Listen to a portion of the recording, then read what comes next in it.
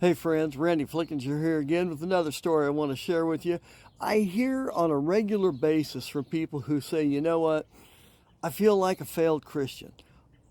I let God down. I let myself down. I let my family, my wife, my husband, my kids, my coworkers, my boss, you name it. I failed. I failed as a Christian. You know what? I understand that. We all fail. We all fail and fall short of the glory of God. That's straight out what the Bible tells us. 2 Corinthians 4:7 reads, "But we have this treasure in clay jars, so that it may be made clear that this extraordinary power belongs to God and does not come from us." What's Paul talking about here? I love Paul, by the way. He wrote two-thirds of the New Testament, was anti-Christian, persecuting, killing Christians, loved it, and God dropped him on the road and said, buddy, you're persecuting me. I got a bigger plan for you. You're going to serve me. Oh my gosh, how cool is that? Which is perfect for why he would say that. Think of something valuable that you cherish and treasure. Cars, homes, health, money, watches, technology, you name it. Do you protect those things? Sure we do. We lock them up. We have alarms set on them. We have video on it. We insure them. We maintain them.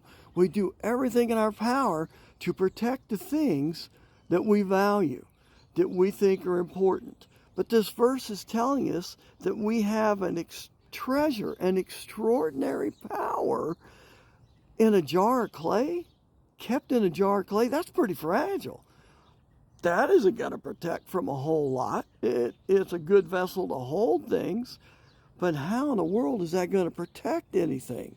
That's what I wouldn't pick clay to protect anything I value, that's for sure. Can you imagine?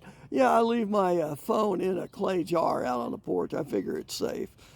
No, that's not how this works. And yet he tells us that our purpose for us is to understand our relationship to God. We are fragile. We fail. We always will fail. Do our best not to.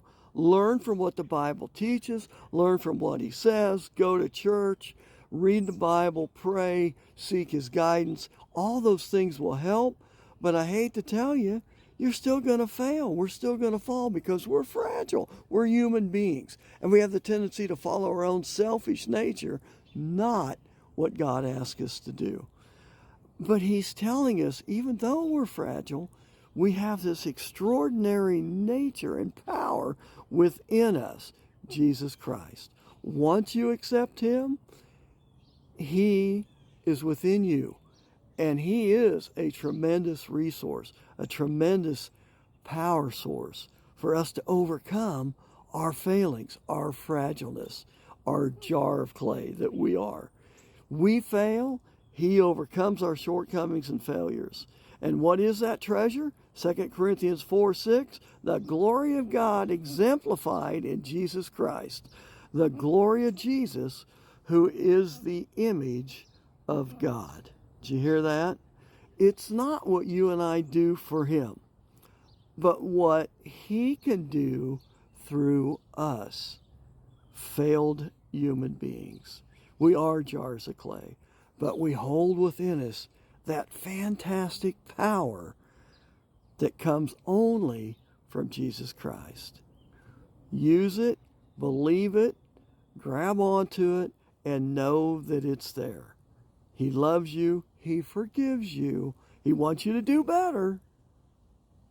But he also knows that we're fragile. He understands our human nature because, frankly, if you'll remember, he lived it. He was a human for 33 years on this earth. God on earth as a human. Did he sin?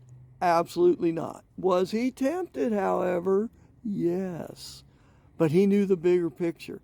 You and I need to focus on that bigger picture as well to help us when we're tempted, when we're falling short, when we're fragile, not to do the things that we know we shouldn't. I shouldn't eat this second frosted sugar cookie. I shouldn't look at pornography. I shouldn't have this affair. I shouldn't cheat on this exam. I shouldn't lie to my boss. It goes on and on and on. He asks us to do our best, knowing that what we have is a tremendous treasure in Him inside of us once we accept Him. Thanks for listening. Save this as a favorite. Share it. Doesn't matter to me. I love to hear from you. And the whole idea is to get as many people as possible to hear the message of Christ. Thanks for listening, guys. Bye-bye.